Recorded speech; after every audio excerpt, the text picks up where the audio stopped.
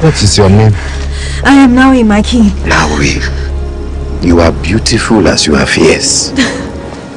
If she was not so skilled, I would have made her a wife now.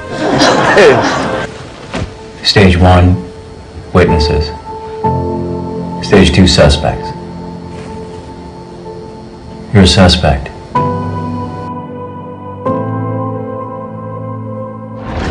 Plasma cannon!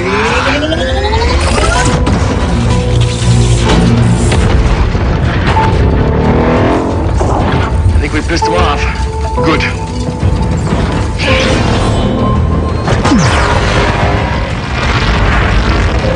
You remember our old move? Hell yeah.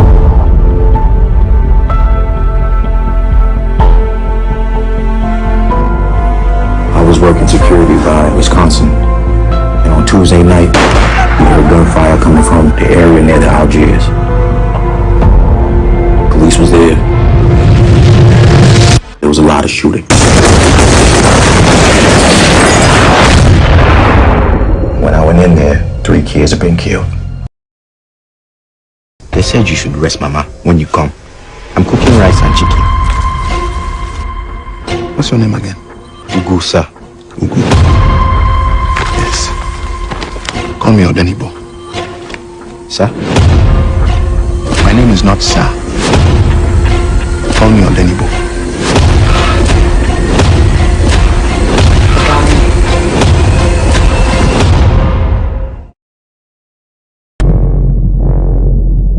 An evil is coming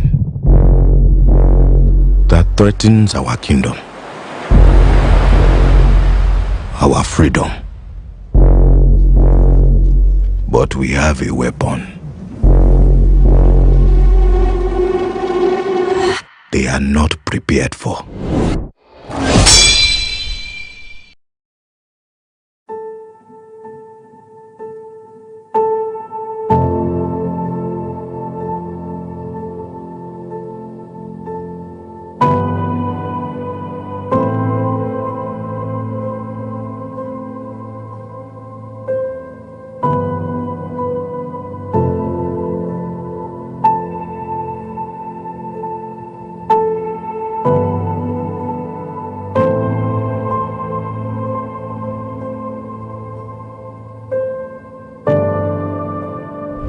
People of Dahomey, we are a warrior people, and there is power in our mind, in our unity, in our culture. If we understand that power, we will be limitless. My people, this is a vision I will lead. It is a vision that is shared.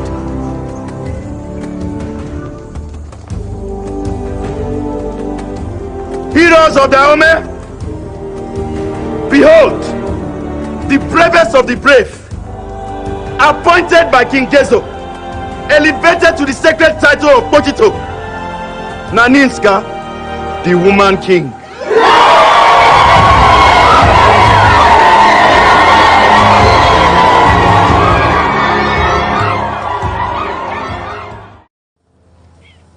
The special woman is arriving this weekend.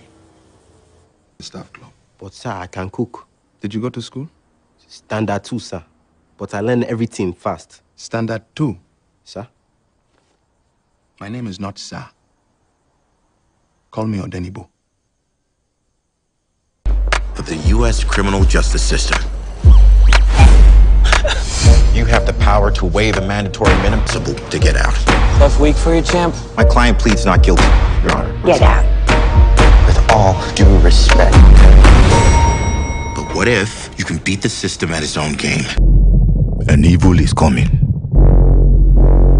that threatens our kingdom. We must fight back for our people. Naninska. Some things are worth fighting for. Everything okay in there, baby? I'm just an average man with an average life. Where the money at?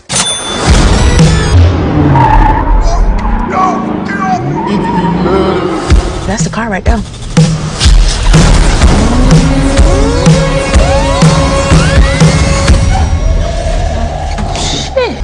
That make your spidey senses tingle.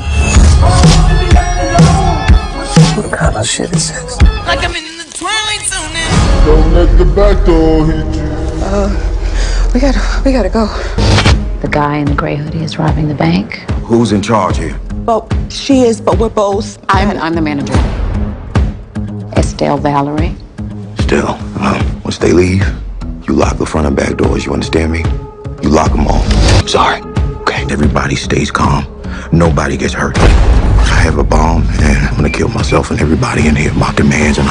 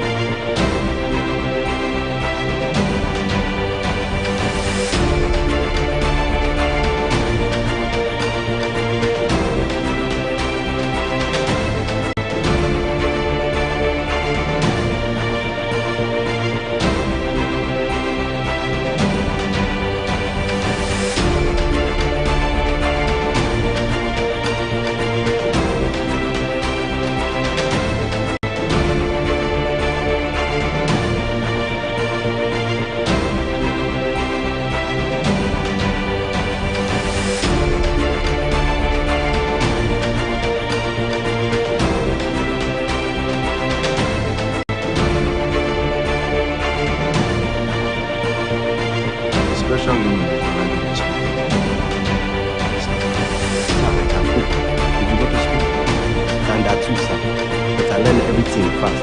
Standard 2. My name is not Sam. Call me Odeni. The U.S. criminal justice system. You have the power to waive a mandatory minimum to get out.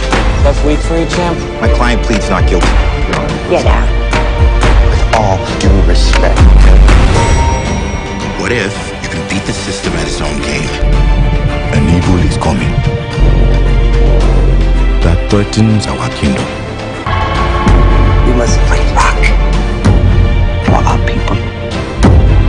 Aneska. Some things are worth fighting for. Everything okay in there, baby? I'm just an average man with an average life. Where the money at?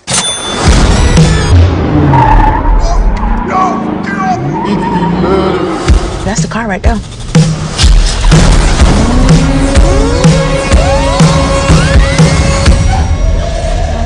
Shit. That make your spider senses tingle. What kind of shit is this? Like I'm in the twilight zone. Don't let the back door hit you. We gotta go. The guy in the gray hoodie is robbing the bank. Who's in charge here? Well, she is, but we're both. I'm the manager. Estelle Valerie. Still, once they leave, you lock the front and back doors, you understand me? You lock them all. Sorry. Okay, everybody stays calm. Nobody gets hurt. I have a bomb, and I'm gonna kill myself and everybody in here. My demands, and I'll... Very special. Make sure the house is clean. I'll order the food from the staff club. But sir, I can cook. Hello, Los Angeles, it is your partner, Big Boy. Big Boy's neighborhood, and listen, I know that you feel a little shady right now. Did you go to school? Standard 2, sir. But I learned everything fast. Standard 2? How long ago? Many years now, sir. But I learned everything very fast. Why did you stop school? Hey, fellas. Melvin Desmukes. I'm with United Security. I'm guarding that grocery store across the street. Come bearing gifts. Oh, thank you. Fellas, you know, sometimes when a black guy is put in a position of authority, other black guys, they like to single you out.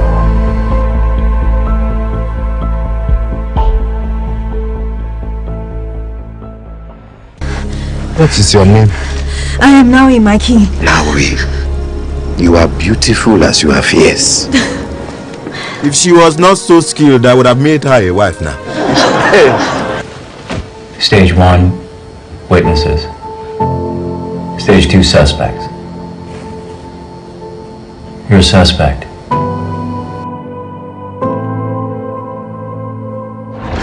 Plasma cannon!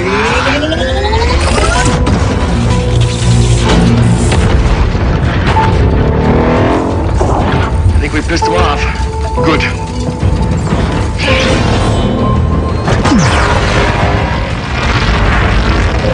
You remember our old move? Hell yeah.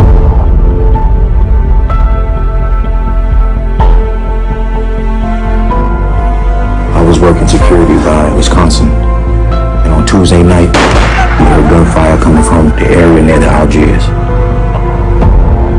Police was there. There was a lot of shooting.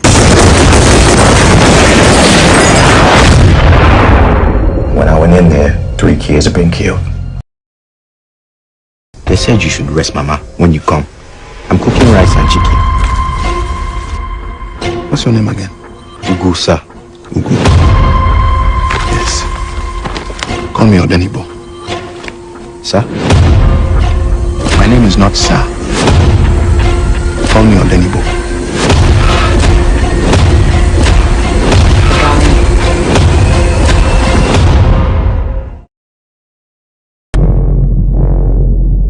An evil is coming that threatens our kingdom, our freedom. But we have a weapon. They are not prepared for.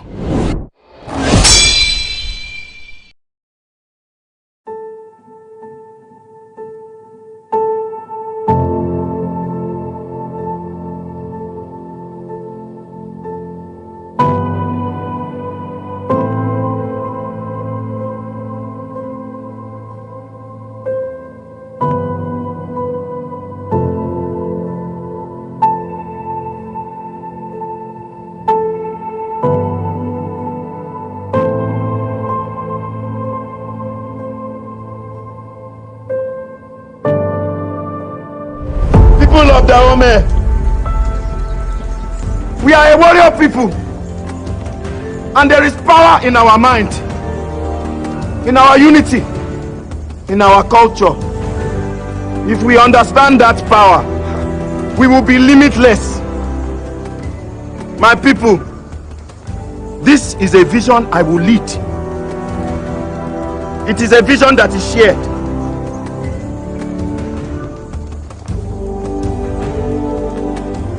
Heroes of Dahomey, behold, the bravest of the brave, appointed by King Gezo, elevated to the sacred title of Pojito, Naninska, the woman king.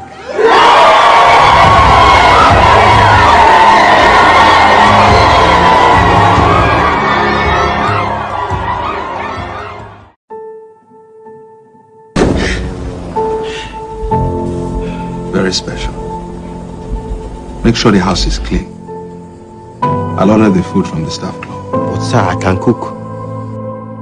Hello, Los Angeles, it is your partner, Big Boy. Big Boy's neighborhood, and listen, I know that you feel a little shady right now. Did you go to school? Standard 2, sir. But I learned everything fast. Standard 2? How long ago? Many years now, sir. But I learned everything very fast. Why did you stop school? Hey fellas, Melvin Desmukes. I'm with United Security. I'm guarding that grocery store across the street. Come bearing gifts. Oh, thank you. Fellas, you know, sometimes when a black guy is put in a position of authority, other black guys, they like to single you out.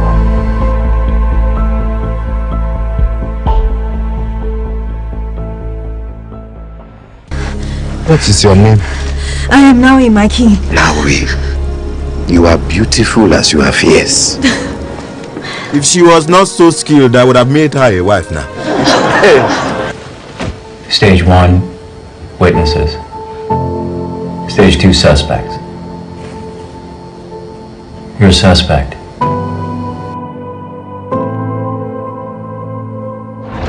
Plasma cannon!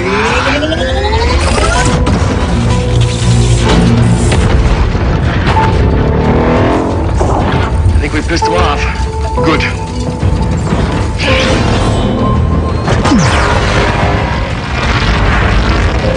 You remember our old move? Hell yeah.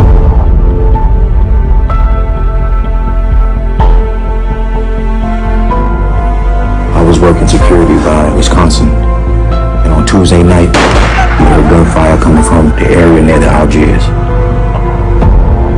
Police was there. There was a lot of shooting. When I went in there, 3 kids have been killed. They said you should rest, Mama, when you come. I'm cooking rice and chicken. What's your name again? Ugu, sir. Ugu. Yes. Call me Odenibo. Sir? My name is not Sir. Call me Odenibo.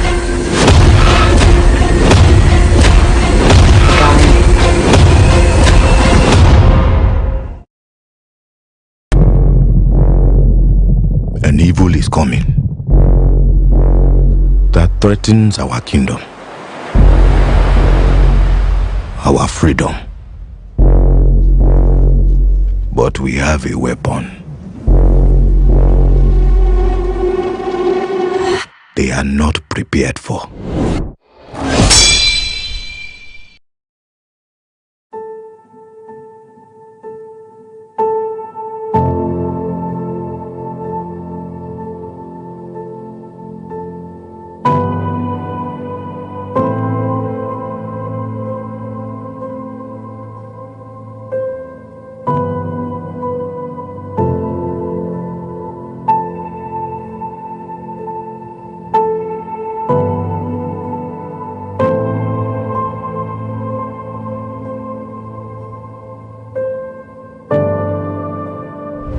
people of Dahomey,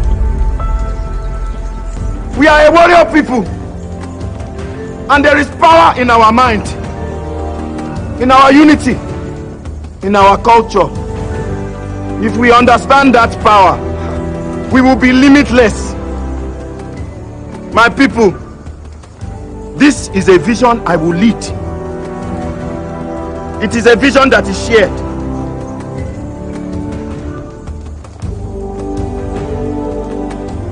Heroes of Dahomey, behold, the bravest of the brave, appointed by King Gezo, elevated to the sacred title of Pojito, Naninska, the woman king.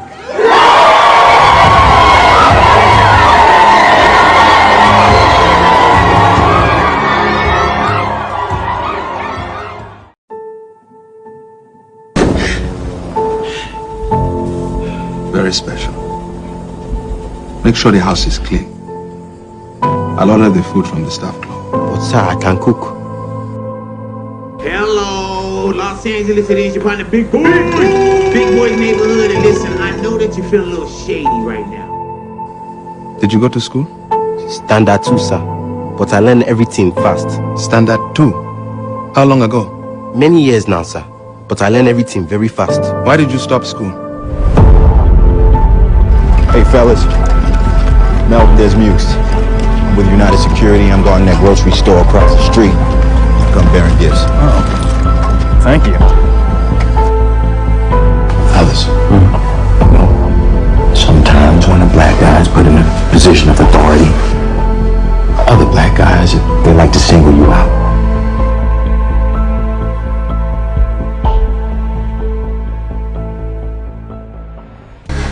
What is your name? I am now in my king. Naui. You are beautiful as you are fierce.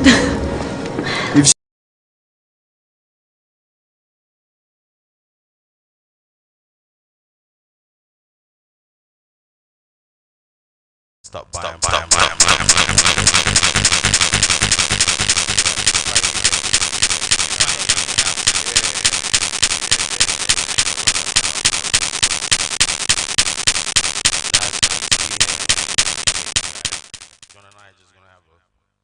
Conversation like we always do. I'm gonna talk to you guys about his career, what he's been up to, and why Africa, and the future. Then we're gonna open it up to the floor for you guys to ask some questions. So yeah, man, how you feeling? I'm alright. I landed yesterday. Then had a few hours in Nigeria. You guys, in your blood, there's something else. So it's been back to back where I've been enjoying myself here. I've been meeting some great people. It's been amazing so far. That's great. Yeah, man, talk to them about, let's understand your early career, how you got started, how things happened for you, how you met them, and then you went from there. I mean, when I was 9, I got involved in a school plays. In school, I wasn't really good at a lot of things. I was one of those late bloomers. I was very small, very short. And I wasn't good at sports. I wasn't as smart as the best academics. I wasn't as nerdy as the nerds. So I always felt out of place.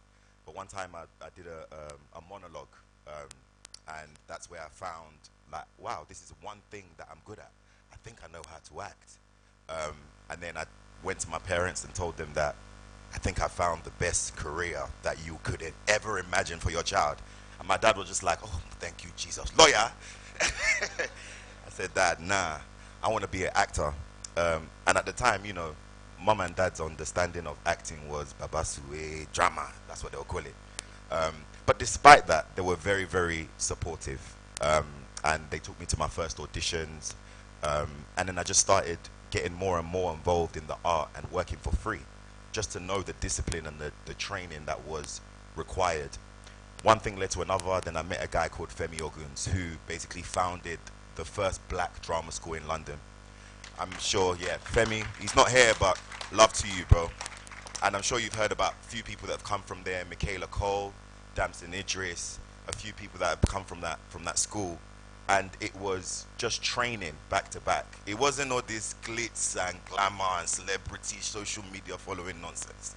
It was real acting. You know, how can you play a part? It was accent, character arcs, all of those things that are educational for an actor's success. And we learned, and it was stressful in that class. I can't lie. Yeah, no. Talk to them about that class, because in your class there was Letitia Wright. Letitia Wright was there. Who else was there? Toby Bakary, Malachi Kirby. Yeah, that's a strong class. That was like a purple patch for. It was a strong class. I can't lie. Was it competitive? Yes, absolutely. It was competitive because entertainment is a competitive game. I'm sure, as you guys know, wherever it is. But it's about teaching you how to embrace that competition, to be honest with you, and how to embrace the unique kind of hustle that's required for acting and anything in the entertainment arts. And was there any, back then, what was your, talk to them about one of your key challenges at that time, you know, when you're breaking into the industry, going to drama school. Okay, money. You were challenged with money. I was challenged with money. Like, I remember it when Idris Elba, at the time, I mean, he had already established himself, and he had told Femi that he wanted me to be a part of a read-through for this short film that he was doing. I said, wow, Idris Elba called me to come and be part of the short film. Let me just go and do it. I woke up 7 a.m. in the morning, 1 hour to get ready, got downstairs, and my car was towed. So I was like, and I had put, you know, I had put all the money from my account to just get the most gas. So I didn't even have extra to pay for travel. And Samson and Abigail at the Boyega, if you're asking them for money, you have to give them time. So I knew that I had to... Or a list. Yeah, you have to give them a list. You know, present yourself with respect. You know how that goes. And so I ended up being kind of held back by no financial backing. And it paused me for a bit. It did shake me for a bit because, you know, having money makes money is the general rule, right? But then I realized, I said, well, actually, that's a general rule for the ones that are willing to listen to it. I don't want to listen to it. I want this dream bad enough. So I walked. I walked. I made sacrifices, like small sacrifices like that, to make sure I was present for any opportunity that could potentially come my way. Even though, to be honest with you, I didn't know if there would be a possibility of an opportunity. But I guess we have all accepted that joining entertainment, you know. Yeah, I remember when you told me, I think you were at Greenwich, you were at uni. Yeah, I was at the University of Greenwich. Yeah, for like a year, and then you saw a film shooting at that time, and that informed a bigger decision. It did. Talk to the audience a little bit about how that was. Well, that was the mind-blowing choice I made to drop out of university. Oh Lord, have mercy. And my dad, he was like, this boy won't stress me or kill me before my time. I said, nah, I'm not, and there's a reason why I'm doing this. But I was in my lecture, and while the lecture was going on, there was a big explosion downstairs. And I'm not talking about imagination, I mean an explosion that shocked the lecture room. So all the students got up, we went to the window, and as soon as we went to the window, we saw a film set filming on our university campus. And it was Johnny Depp as Jack Sparrow in Pirates of the Caribbean. And I was like, that's Johnny Depp. And to cut a long story short, that day I left uni and I never went back. I never went back. I went downstairs and they had, you know, protective railings up by the movie set, and I just stayed there for a whole day just watching this actor perform. And for me, I looked up and I was like, God, there's no way I'm doing what, you know, I feel is the best intention for my family and going to university and studying for my education, and I love that, to be honest with you. But you see, the problem is God brought the industry to me, and I saw it as a sign. I was like, that's where I'm supposed to be. Lecture, I'm not coming back. I'm going to LA. And so I used my student loan. Thank you to the British government at the time. I used my student loan and my EMA savings from college to then buy a ticket alongside with Femi to go over to LA and just go for it. They wouldn't know what EMA is. Oh, don't worry. So EMA is a financial plan in which you get £30 a week if your attendance in college is 100%. So I attended college. For real. just to get that money to be able to, you know, fund little things that we need. And I know that there are many actors in here, right? So you know what we need. We need headshots, we need show reel, we need camera, we need all these things. And it can be quite hard to just, you know, come out of pocket for it. So the great British government was my way of getting some money. And unfortunately, with the student loans, I didn't use it for what they told me to use it for, but I used it for something that I think that was greatly beneficial. That's fantastic. That's great. So you were ideal. You met Femi. You started working together. What was the first big break for you? I think the first big break was a movie called Attack the Block. Yeah, Attack the Block was. Tell us how that came by. Well, funny enough, when Attack the Block had started casting, I had heard of it off of some website called Star Now. Star Now was Star Now is still around, right? I think so. Yeah. Well, anyway, but Star Now was a website in which they would give you listings for free auditions. I'm sure many of you actors have gone online sometimes to see different casting opportunities, extras, and stuff like that. And so there was a casting that said there's an alien invasion movie that's being set in South London, and everybody knows I'm a Prince of Peckham, you know what I mean? I'm from South, so I was just like, this is me, this is a great role.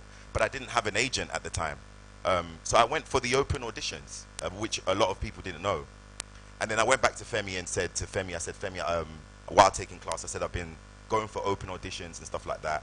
And Femi is the type of guy that's a visionary, and that's one thing that is important, is keeping people around you that speak life into you when you're trying to achieve the impossible. You can't have people that come to you with their doubt because of what they went through. Even if you are to fail, it is your responsibility to find out your own failure, not somebody else telling you don't go for it. And so Femi spoke life into me, and he said, mate, he goes, you're an international movie star, mate. He said, you ain't got the money now, you're broke and a little bit dusty, but you're an international movie star. And if you want to be a movie star, start as you wish to go on. And he goes, I'm going to represent you, John. I'm going to represent you. And by the way, Femi was broke then too. But he knew how to talk a big game, Nigerians. The way he moisturized the words for me, I was like, nah, this guy, he has $5 million in his account. But that's the power of belief. And Femi said, I'm going to put you up for an official audition. And I ended up auditioning for Attack the Block for maybe like a month, maybe 6 auditions. And they brought me in. The first audition was improv. How many actors here like to improv? You like to just go, yeah, do your own thing. So the first audition was improv, and then the second was scripted. And then from there, I kind of figured, I was like, wait, I think I'm gonna get the part. It was my first time auditioning as well, going through that process. And then eventually I booked Attack the Block as Moses. We filmed. The movie came out in the UK, and it didn't do well in the UK. We had already had kidulthood, adulthood. Hey, shout out to Femi over here, main cast leader. One of the inspirations actually, alongside Amela Mean, Adam Deacon. And I think in the UK, Attack the Block, it was ahead of its time. But then Sony Screen Gems bought Attack the Block in the States. And all of a sudden I woke up one morning and I was just getting a lot of emails from America saying everybody's watching this cheap film called Attack the Block, but they love it. And I was just like, they love the cheap film? He's like, yeah, they do. Go over to America, go over to the United States. And then we started doing screenings, and then from there was my entrance into the American game. Yeah, that's the story. And just to touch on what he was talking about, you know, I know Femi Oguns very well as well. That's how I met John. And yeah, Femi can sell sand. You know what I mean? And that was the vision that Femi gave John. He always believed in Hollywood. And just to say to all you actors, I can see some of you there, as John said, you got to have someone behind you that wants you to be successful. There's a lot of us old fuddy-duddies who try and put our past pains on you. Not me, of course. But just always be mindful of people like that. So would you say Attack the Block, the character there, was that the film that kind of... Well, yeah, well, it's the film that, in our game, you want to do the film that gets you the important meetings, that gets you in the room with people who are kind of like on a level where they can assist you and help you and push you in a way to improve your art. So Attack the Block ended up getting me some good meetings, and there were some certain things that I couldn't control. So one of these meetings was at a company called Bad Robot, who is a company that's owned by a man called J.J. Abrams. Who knows J.J. Abrams in this building? That's a big boy. Obviously, my first meeting wasn't with J.J. directly. It was from a guy called Brian Burke, who was his producing partner at the time. And I'm in the lobby, and I'm just sat there. And as I'm sat there waiting to be called up to my meeting, I hear this very familiar voice. And the voice was just like, "Oh my God, dude, I love you in Attack the Block." I turn around, and it's Tom Cruise. I'm like, good Lord. I'm like, it's Tom Cruise. And funny enough, another Nigerian actor was there at the time, Dayo Oye. We'll solve the name later. But Dayo was there too, yes. And so Tom Cruise came out with J.J. Abrams. They were editing Mission Impossible at the time. And Tom Cruise said to J.J. Abrams, he said, "I don't know whether it's now or later, but you need to get this kid in something." And then J.J. looked at me like this and he goes, "Yeah, cool." And in the Hollywood game, they do that a lot. They say, "Oh, we're going to get you in a movie." They will pepper you to the point where you be like, "I have millions in my account." And then you won't hear anything back. So I didn't really take it seriously. I was proud to meet these incredible actors. I had asked them questions, how do I do this? And how do I hustle? What do I need to do to be a better actor? And I got some good answers. I took my meeting, I left. I never heard anything after that for another 6 years. 6 years. After 6 years, one morning I was on the train actually going to pay a light bill. My mom sent me to go and pay the light bill. At the time when the meter runs out, you have to go on the road to go and pay the light bill. That's how it works in the UK. So I'm on the train going through, and then Femi calls my phone. And then Femi goes, "Yeah, mate, are you sitting down, mate?" I go, "Yeah, mate, I'm sitting down, I'm on the train." He goes, "Well, I've got the audition that maybe could change everything, mate, but it's gonna be a hard one. This is gonna be the hardest audition process you've ever gone through." I said, "What's the project? What's the project?" And Femi likes to be dramatic. He paused. And he went, "Star Wars, mate." And I said, "What? They auditioning Negroes for Star Wars?" I said, "What?" I said, "There ain't no way." I said, is it a leading role, whatever it is?" And Femi, he goes, "You get it, mate. You're number 1 to 3 on the call sheet, mate." I go, all right, let's start the process and start auditioning. And so it kick-started 9 months of auditioning for Star Wars. Over 16 auditions, 4 screen tests, and a whole bunch of stress. It was a very interesting time. So let's you talk about the stress of Star Wars, and now you met J.J. Abrams. Talk to them about when you got Star Wars, after all the 16 auditions, after all the screen tests. What was that call like? The call was incredible. I mean, there was a moment where I didn't think I was going to get it because you do some good auditions sometimes, and then sometimes you do some auditions that are just off. And it can happen to any actor. Sometimes it's nerves. You start to go in your own head and doubt your own ability, and it cripples you. And so after that, it looked as if they weren't gonna give me, the offer. And Kathy Kennedy, who's the CEO of Lucasfilm, had been talking to Femi and everybody in the team, and they said, we'll see if Disney wants to see John again. We're gonna put him on hold. And in our industry, that means where you don't know whether you've got the role or not, but they hold you there just in case it's gonna come your way. And then something strange started to happen. As I was on hold, I started receiving calls from other people in the industry offering me other roles. I'm in Cassie's house one day, my phone rings, and another American dude that had found me calls my phone. He goes, "Yeah, John, is this Boyega?" I say, yeah, it's Boyega, mate. He goes, "Yeah, buddy, I'm doing a movie called Justice League. I want you to be Cyborg in this movie. I think this movie is going to be the biggest thing you've ever heard of. I want to make you an offer in 3 days. We need you to fly to Houston in 3 days." And it was Zack Snyder. And I said to Zack Snyder, I said, "Zack, I'm auditioning for Star Wars, bro. Disney are not going to allow me to audition for something else while I'm still on hold. So let us go back to Disney and ask Disney whether they can at least give me some leeway. Maybe we can get both. Maybe we can get one or the other. Or maybe they can just tell me that I haven't got the part, so I can try and secure money somewhere." You see, I told my dad that in 1 year, I will provide finances that will change the world. And so for me, my world anyway. And so for me, I need guidance. I need the freedom to be able to do that. You know what they said? They said, no, you've got 3 days to decide. I call Femi. I'm like, Femi, call Disney. Call Disney. Ask them if they can give us an answer. Femi goes, yeah, I'm going to call them. We get a second phone call. We've got another offer for John. This was from another studio. We want him to be the Red Ranger in Power Rangers. We want him to be the lead of Power Rangers. I'm there like, what the? All this stuff is going on. It's crazy. And they gave me 3 days as well. For some weird reason. They were like, we can only secure you in 3 days. Now I'm in a dilemma. If I say to Star Wars, get me out of the process, I'm going to go for these other roles, I might miss out on the biggest role in a lifetime, because Star Wars is a whole different ball game. But then again, if I wait for Disney and say no to 2 other roles, then I lose everything. It's like gambling. I had to look up and I said, God, you're a joker.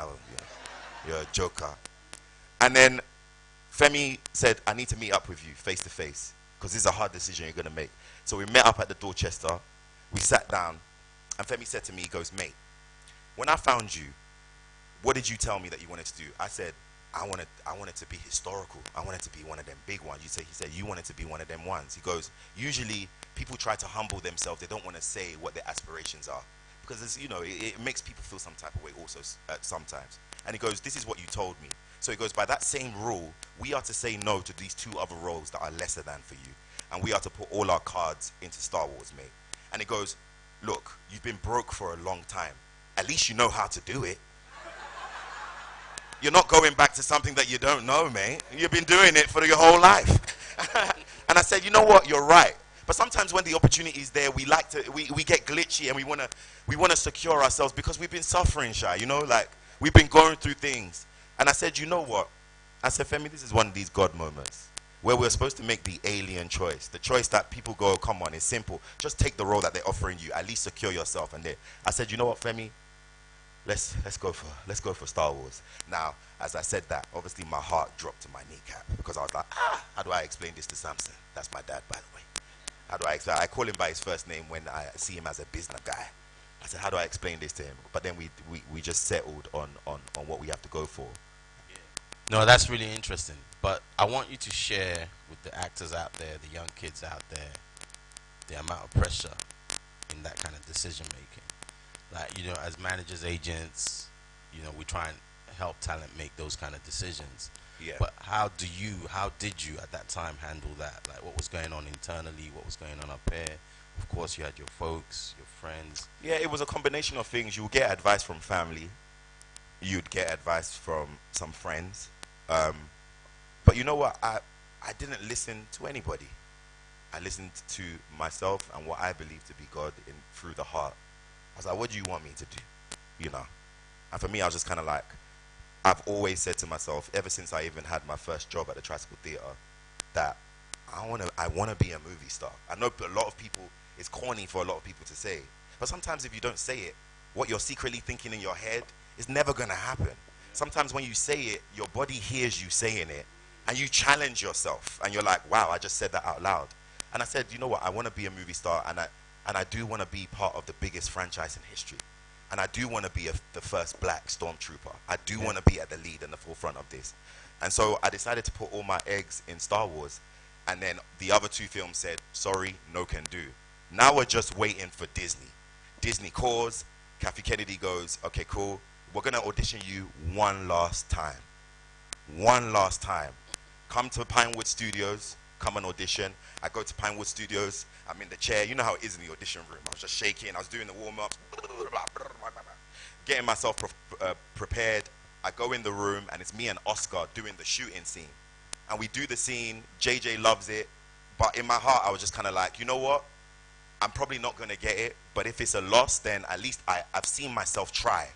I've seen myself fight for what I want, and I know I'm serious now. So the next opportunity, if it's not this one, there will be a next one. But I'm in the game now. I'm willing to be broke.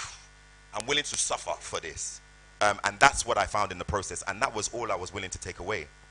JJ calls after the Half of the Yellow Sun premiere, we had the Half of the Yellow Sun premiere. The day after, JJ Abrams messages my phone, and he goes, I'm in Mayfair. Can you get down to Mayfair and have a meeting with me? I said, sure. By the way, at the time I had £74 and 95 pence. I'll never forget the price. And I was coming from Croydon at the time. I had this young babe. I was with my girlfriend at the time. I had to rub my back because I'm stressing. And then the message came through. I said, baby, I have to go. I have to go to JJ. I left her. I went over to JJ Abrams in a restaurant. And when I went to the restaurant, this restaurant is very well known. The whole restaurant was empty. I was just like, it's like 3 p.m. What's going on in this restaurant? I walk over to JJ Abrams. He sits me down. And he goes, you know, John, first of all, I want to just thank you for all you've done. I know you've been auditioning for a long time. And you know when people speak to you like that, you're just like, just tell me I didn't get it. And say, God bless you that you decided to feed me before giving me the news. So he goes, John, you know, it's been incredible. And then I use that as an opportunity to pitch myself. I go, okay, JJ, I need to tell you, I can audition again. He goes, John. I go, no, I can audition again. He goes, John, calm down. No, I said, no, if you let me, he goes, John, you're the new star of Star Wars. You got to run. And I'm like, and at that point, I can't lie. When they say time froze, time genuinely froze up for me. I'm getting emotional thinking. Come on, you can do better than that. Give him a big round of applause. Because I understand artists. I understand artists, and I understand how unrealistic this job is, and how much you guys are suffering for your own individual part of the pie, and it is hard. So once you get that news, Chioma, once you see that what you've developed is come, and then that release comes off of you, it feels like this. Ugh. Yeah, man. You get what you get. But then after that, there was a whole new level now. You've got the part now. Now you need to do the job. And that kickstarted a whole other thing, man. It really did. No, that's an amazing story, and I always, you know, and of course I knew Femi at the time, so I was part of that story. But I always liked John to share that story with you young guys out there, because it was a huge life-changing moment. So, of all the characters that you've played, which one is your favorite? Fontaine, they clone Tyrone, bro. Big shout out to Stephen Love over there. Stephen, let them see you. Stephen, let them see one you, of the producers Stevie. on the movie. Stephen, right here.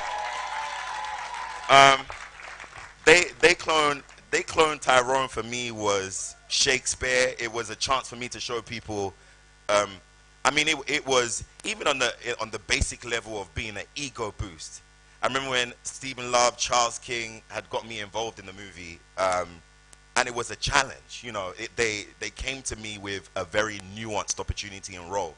I mean, you're reading a script and it says, well, you're going to play a 28-year-old dude, you're going to play a 77-year-old dude, you're going to play multiple different characters in one, and we want you to make all these characters significantly different. And I remember being like, oh, don't give me that. Because now I can really fly, and it launched me. It's not just opportunity, but you know, there are certain roles that push your skill set, where you feel it on set. You're like, ooh, oh, I think I'm a good actor, and that was one of those roles that for me was it pushed me. We had such an amazing time in Atlanta as well. We had shot during one of the hardest times in our industry during COVID, which was a hard challenge. But Fontaine was for me. It refreshed me. It made me fall back in love with acting again, like how I was when I was in drama school. And alongside that, though, it can never be They Clone Tyrone by itself. You know that, right? Yeah. It's the Woman King. Yeah, the Woman King. You know, the Woman King. I just enjoyed. I enjoyed myself. I experienced true equality. The women were fighting, facing the wall, bleeding all day on set. Me, pampered, in robes, with many, many wives. And I was, man, I really enjoyed myself. Shout out to Gina Prince Spiderwood and everybody on that. Lashana Lynch, Tuso and Bedu, everybody. Yeah, Viola Davis, we had an incredible time. They say art imitates life, right? So you really enjoyed that. Yeah, but I can't bring 13 home now. My mom and dad won't agree with that. Of course not. But yeah, I mean, yeah, The Woman King is a favorite, and it's a favorite here, and everyone loved you in it. Yeah, I enjoyed I always thought it was you just putting on the robe and playing, and you really enjoyed it. Yeah. So how did that come about? How did you get involved in The Woman King? Well, Viola Davis and Gina Prince Spiderwood just wrote me a beautiful letter. and it kind of speaks to what we're trying to do out here. They knew that they had approached other actors of caliber, but the role was small. If you notice that the king came in a few times and the women were at the forefront. So they decided to write a letter to at least beg an actor that, like, please help, like, you know, this role is not what you're used to. The size is not what you're used to, but if you can come in and support these women in a lot of their first big action role, then this would be great, because we have a male actor that's validating these black women, especially the dark-skinned black women in our industry. With colorism, we know how that works. And they touched on all of those points. If you know about Viola Davis, she speaks on it heavily, and she spoke about it in the letter. And I just said yes. I said yes. I most definitely will support and come in there and be a part of it. And I said, well, Gina, I haven't read the script. Who am I playing? And she goes, I'm going to read you a line from the script to know who you're playing. She said, you are playing an African king who walks as if he has the burden of the world on his shoulders.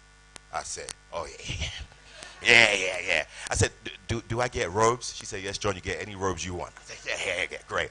And so that's how the Woman King started. That's an awesome story. I'm going to open it up to the audience in a second, but I want us to talk about, we've been coming here since 2018. That was our first trip to Nigeria. But going from the Woman King, our first business trip to Nigeria. My first time in Nigeria was at 9 years old, by the way. Exactly. But I was staying in Abeokuta, so that's different. It's okay. Yeah. Abeokuta is nice. Yeah, it's nice. But it's nice, you know, informing everything we're trying to do in Africa. Why is this time important? Why is Nigeria important? And all the stuff we're trying to do here. Well, I think I've always been curious about Nollywood. I mean, I tried Nollywood when I was younger. At the time, Mike Bamiloye and a few of the more Christianized drama guys came down to London to do a workshop. And that was the only way I knew about what was going on this side. I mean, I had grown up on the movies because my mom is a Nollywood buff. But I just wanted to get in some way, and I ended up doing a workshop with those guys. And obviously when one thing led to another, I booked Half of the Yellow Sun. And Half of the Yellow Sun was exciting for me because, first of all, it was funded heavily from within Nigeria. We were on the soil to shoot. And I was looking around, I was like, we're in Nigeria, we're in Creek time. There's explosions, there's great cameras, everything that we have over across the pond. And that my curiosity for Nigeria has grown. And I'm kind of like, why can't we do it here? Why can't we do high quality movies with great narratives over on this side of the pond? So getting involved in Half of the Yellow Sun, getting involved in The Woman King only grew my curiosity and my kind of hunger to see Nigeria bring out a movie that the world notices. I kind of want to increase the standard. You know, it's not just about making films that are just cool for us. It's about developing films that the world can praise you for. Movies have a way of, it's one room, the lights are off, and people from different cultures come into one room to watch a movie. And when a moment in a movie happened, all of us from different tribes, different languages, we all react. When the lead woman gets her heart broken, we say, hey, when the guy dies that we love the most, we cry. You know, when Lashana Lynch died in The Woman King, everybody went, ugh. You know, everybody felt it. And I would tour with films all around the world to see that movies bring people together. And what it does is, it gives you a representation for people who may not be able to come over here and for people who don't have the insight. So I always thought to myself, just like Afrobeats, where their videos and their concepts are high quality, they're imaginative, why not the movies? And so that kick-started our journey in coming over here and getting to know the lay of the land before we bring the cameras in. Yeah. Yes, there is a plan to bring the cameras in. A whole lot of cameras. So we're working very hard behind the scenes, and it's an amazing journey for me. So I'm gonna open it up to the audience, and let's hear your questions. Any questions? Who's good? Let's you up there. And make sure everyone circles the room as well to get everybody. Okay. There's a question right here. Hello, John. What's up, friend? Hi, my name is Latasha. Hi, everybody. Very quickly, you've talked about so much, But who were your actual inspirations from the Nigerian side? Like, who did you see or what have you seen out here growing up or whatever that really made you feel like, Nollywood, we get something? Genevieve. Genevieve in Nigeria. Genevieve. Genevieve is my favorite actress on this side of the planet. Not only because as a child I grew up watching her alongside with Motola and those ones from those early days. You know, there was something about her acting ability for me that I thought could transcend any type of filmmaking. Seeing subtle beats, that she works with subtle beats. You know, she doesn't always have to say much. And I think film is a different medium. It's not like theater where you have a live audience and I need to open it up to you for you to see. Film is intimate. Film is supposed to be the eye that shows moments that other people don't see. And Genevieve always had a way of transcending that kind of skill set. And I've spoken to Genevieve. We're starring in her. Who knows what's happening? But yeah, she's been my inspiration from this side of the planet. Sure. Question here. Hello, John. Good evening. How do you do? Good evening. My name is Damilola Ogunsi, and so I want to ask you this question, and I also want to ask, I'm sure on behalf of a lot of actors, is the dream of every actor to actually be able to cross over, you know, do international works. But you have been in like you've auditioned for Star Wars 9 months, and so in this kind of big auditions, big pictures, what is the level of acting prowess required to be in those rooms? You face these auditors. What level of acting prowess do you have to be there? Then second question is, can you say a little about your process as an actor? Because I'm sure a lot of actors will want to know that. How do you step into these roles, these big challenging roles? So what's your process and what's the prowess required? I mean, now we're getting into it. I would say for the auditions on the biggest level, you have to come prepared. If you are sitting here today and you think you're a great actor, scrap that. Scrap it. Even till today, I don't call myself, oh, I'm a great actor, or I've learned everything I need to learn. You have to become a student. And what that means is your script is your Bible. If you don't know the beginning, end, middle, transitions, what other characters are saying, every single thought, if you don't come in with a discipline, then the big studio game is not for you. Because unfortunately, they spend way too much money to sit down and do an audition with you and you're not prepared. Because you thought, let me just read these lines real quick, do it however I want to, and come into the audition room and go through the process. And that leads to your second question. That means that when you break down the script, you have to follow something we call a character arc. Meaning that most of the time, your character won't start the movie the way they end the movie. You are going to go through a transition and a change. And as an actor, it's your responsibility to highlight that change. If your actor is from a different country, a different region, it's your responsibility to learn the accent and to learn the accent of that region and to put your dedication to that. If you read in the script that, hold on a second, my character has a bad knee, you should be able to put that into your characterization and your walk.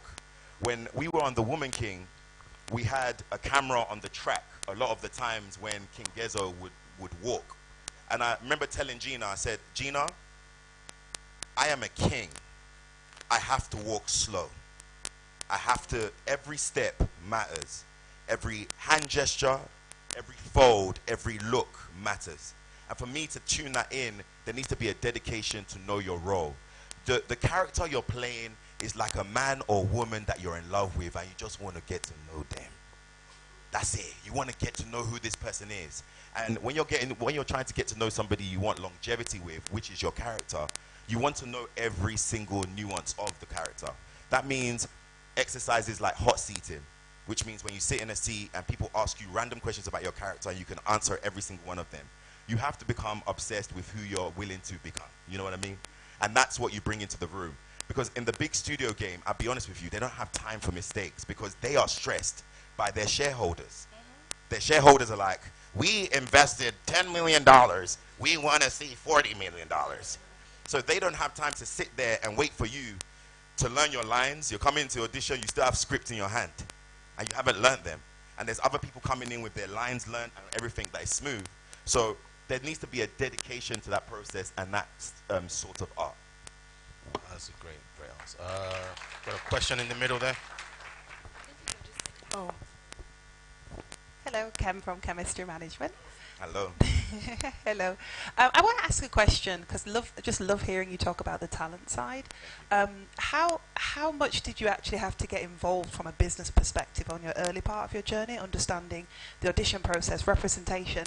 When did representation actually start for you and your understanding of it? Because we really lack that here. We need more of it. I think my true understanding of representation started when Femi wanted to expand our team to the Americans. He wanted some Americans on our team to be able to, get people that know the industry over there. And that just exposed me to a whole different ballgame. Because now I'm hearing, company names like CAA and WME and UTA, and these are all these, if you don't know about this, you should be knowing about it, by the way. But these are agencies that have their system and their creative take. So it was really Femi that schooled me in how that operates. It was a transfer of knowledge, which kind of sparks back to what we're doing over here. We have to share what we have found out and know. There's nothing wrong in that. And it's because of that shared knowledge, I was able to know about representation, the difference between an agent and a manager, and then decide what was good for me. Because not everybody's not the same. Some people just managers, some people agents, some people both. So it's through that process with Femi, working alongside him, and then going out to the States and meeting American agents who, thank the Lord, were willing to also share more information. That's how I started to learn about the business side.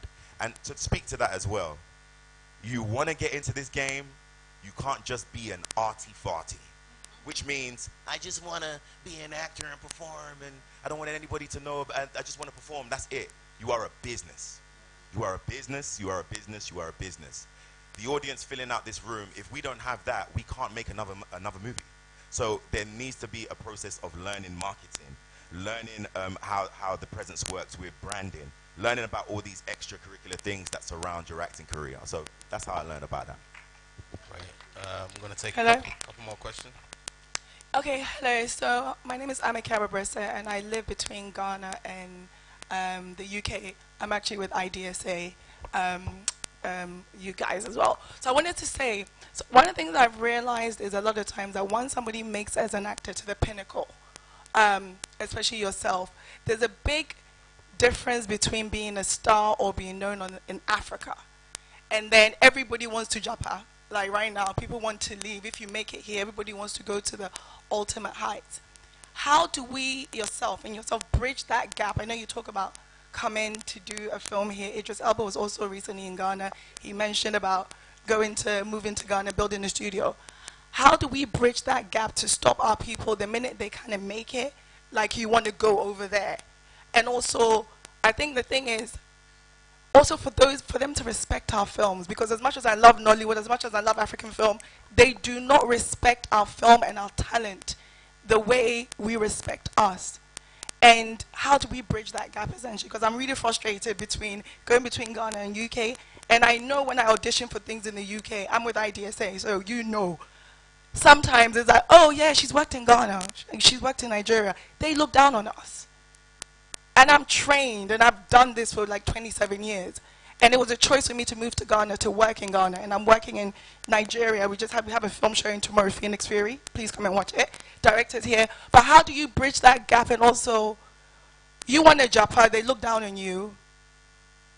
But how do we uplift ourselves to the highest height so they can't, look down on us? Because when they come to shoot, they shoot and they go. I'm talking about mainstream.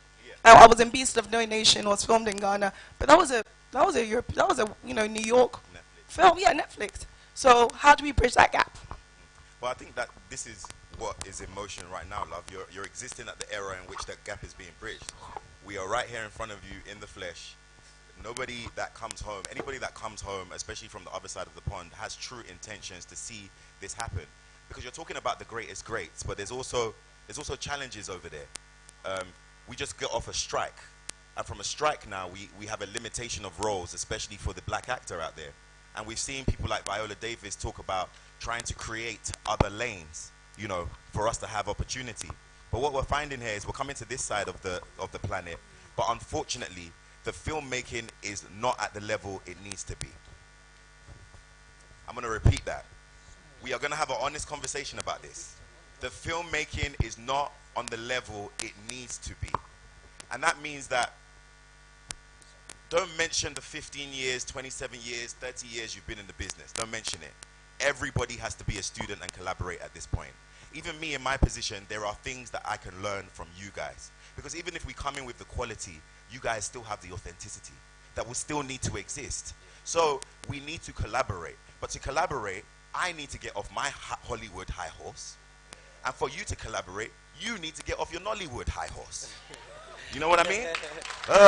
I've done this for 17 years, 27 years. Raise the standard. I want to see a Nigerian franchise that can make $1 billion on the global box office. I don't want to hear about $1 billion naira, I'll be honest with you. I want us to be main players at the mainstream for sure. But you're right, we do need to improve the quality of filmmaking here, which then leads to, of course, we need opportunities like the workshops that you do, the shadowing workshops that provide opportunities for people to learn. Shadowing clauses, we need government. We need government here and we need their backing. Hopefully, you guys have been to multiple events where they've pledged promises and said that they're going to support. We hope so. But in the meantime, I think the most important thing now is we need to change our minds. That's where everything starts. Change the mind. The standard that you thought, when you think you've arrived too early, you most likely are too early. We need to raise the standard. And the new standard should be, if I enjoy going to see Marvel, Avengers, why not in Nigeria? What if an alien invasion in a franchise movie was to actually happen in real life? They're not going to any Western countries. They're coming to where the resources are, to Africa. Why can't we have those kind of movies here? We saw the way Black Panther went down in the global. We saw what happened with that, right? How much money they made imitating you, you know. And we had some stars in there. But why can't we do that for ourselves? And I think it means getting off the high horses, and everybody must become a student. I'm not the leader of anything, but with the quality that I have, I am to bring that to the table. With the authenticity and the quality you have, you are to bring that to the table. And directors, I don't know, how many directors and producers do we have out here? You have to open up your mind up to structural change. We need structural change. If you think you've put something together, the sound is off, the storytelling is wayward, you haven't done research for the roles for the dialogue to be authentic, you know, you have people in professional positions in the movies and you haven't done the extracurricular research outside of the role to see how the character would talk, walk, trust me, you're not there yet. And it's important for someone to tell you at this level that you're not there yet, because how else are you going to reach your highest height and potential? If you've always been told that, oh, this movie was great, everything was solid, then there's nowhere to grow. And if you always get offended when people tell you that, you know what, you need to grow, then this is not for you. It's not for you. I think we all have to humble ourselves, and we have to truly get to the point where we're like, you know what, they don't respect us. You know, they don't. But how can we join together? You have something to offer just as much as me. I'm no different. But how can we join together at the first instance to create change? I think it starts in the mind first. We all have to humble ourselves. All the 17 years you did, well done. You have another 17, you know, and let's kickstart the process from there. Well, thank you, John. I appreciate that.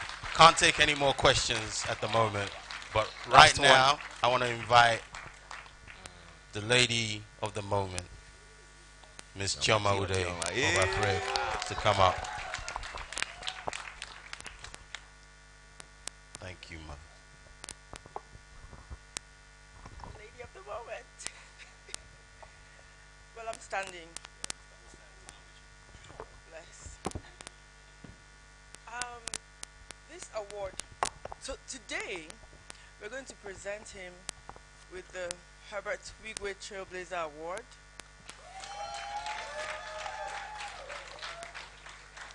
And this panel, this fireside chat, was especially enlightening, and then giving him the award would make it also deserving. I might know him, but and you might know him, but a lot of people didn't know the process. So I'm very happy this happened this way. So I'm going to invite Herbert's only brother, Emeka Wigwe, to come on stage. He dashed that.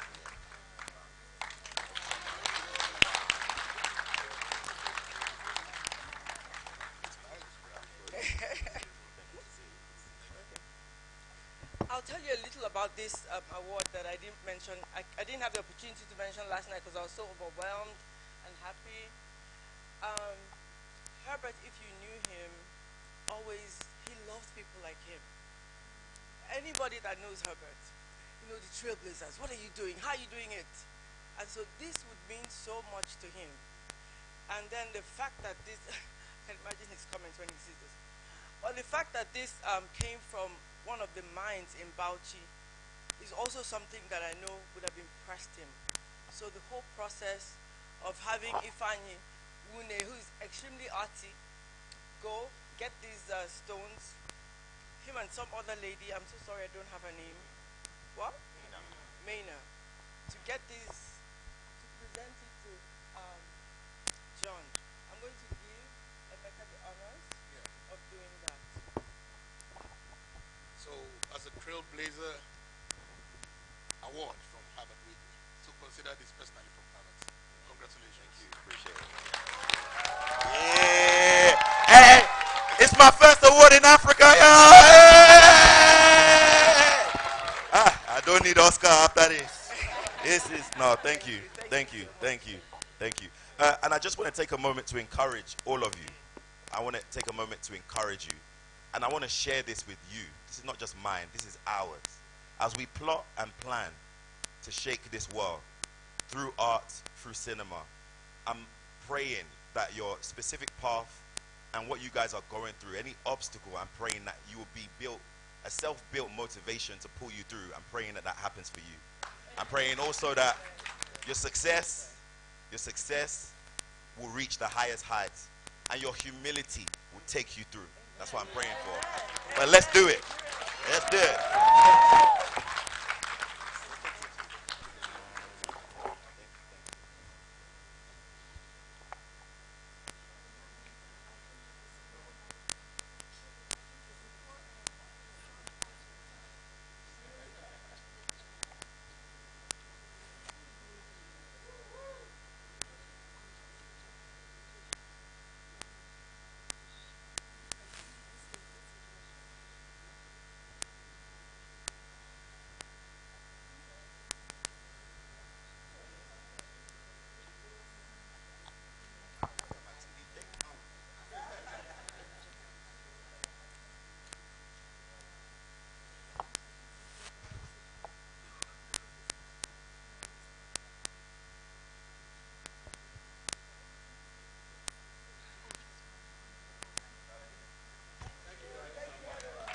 Thank you, everybody.